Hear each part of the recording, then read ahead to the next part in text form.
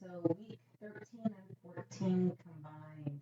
These are the last 2 weeks of class. So bear with me as I try not to sound super excited for the class ending. It's been an amazing semester. But like all good things, we must come to an end. So we have chapters or the audio that you can review. There is a chapter 3 protecting good nutrition link as well there, right? And then so you have chapter 13, and then you have chapter 13 audio, and then you have just some active play PowerPoints, some different resources that you can review. You do have a discussion board. I thought that this one we might have a little fun. So it's a 3-part. So you are going to add a wow moment, if you will, but something that stood out to you from chapter 12 to chapter 13.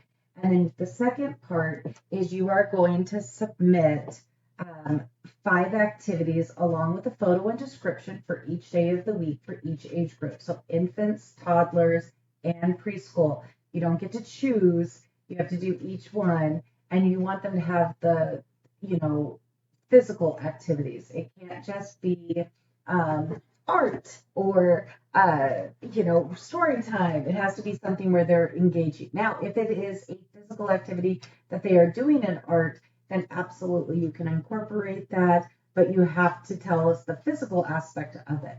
The other thing that you will do at the end of this is, and it's part of part 2, is whatever activity that you liked the most, your favorite physical activity that you identified, you are going to submit a video of you completing that activity at home. Show us what it looks like, not just a picture. So I kind of wanted to put that in there. And then the last part is just responding to your peers. So easy breezy on that one. The next one is a physical activity, an essential component, healthy lifestyle activity.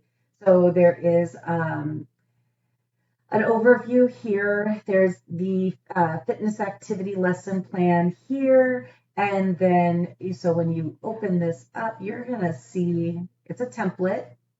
And when you see this little arrow, you download it, use the template.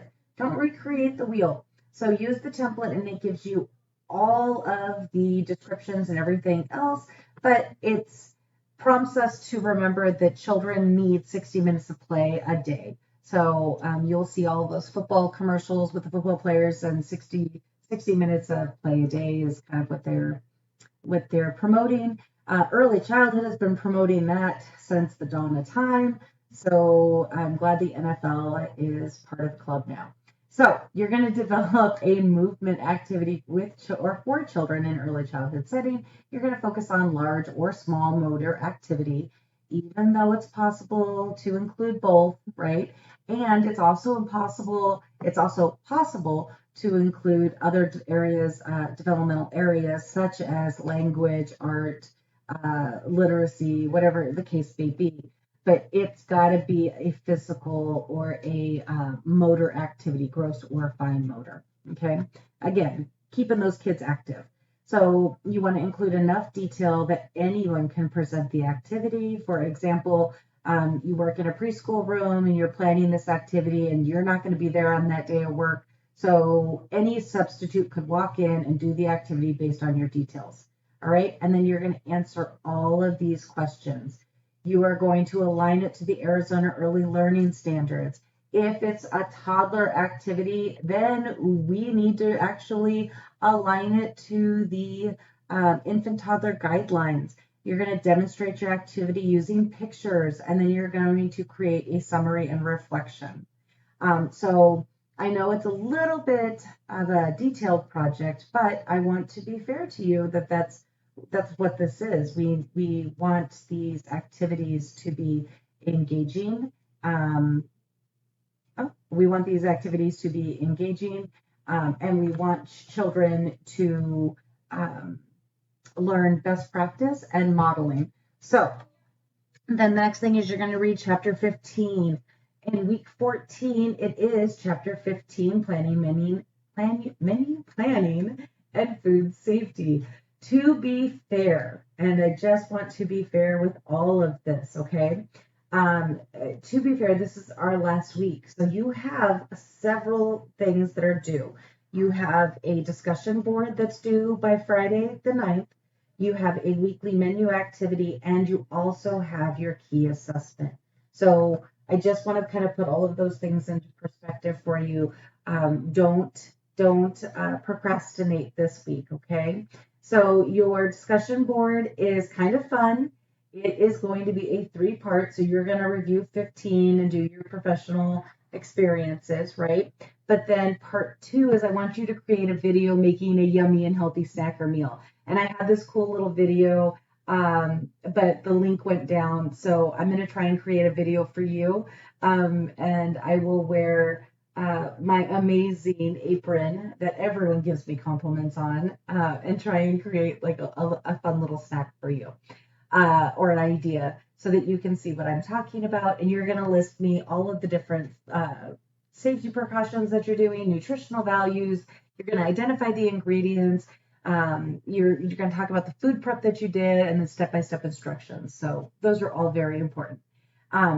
After you post, you're going to respond to one person. And in the past, we've always done 2, but everything needs to be posted by Friday. And so I want to kind of minimize that for you in that way. And the sorry.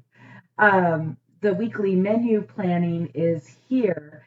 And so I'm gonna give you everything that you're going to need, and you are going to specify the group intended. It's going to be a full week menu, and all you're going to do is you're going to break it down. There will be a template for you, so that it's easier for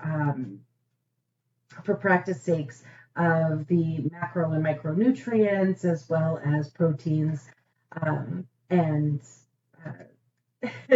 and all of those other amazing nutritional factors that we need to incorporate into a menu for the children. So with that said, that would be the end of this class. Please, please, please remember that the long-standing key assessment is something that we were working towards, and I will do weekly little announcements, just trying to touch base with you and just seeing how is everyone doing with it. But again, I give you I give you a template and an example, so make sure that you watch the video on that, because I think that can be the most helpful sometimes. Let me know if you have any questions, and thank you for a wonderful semester.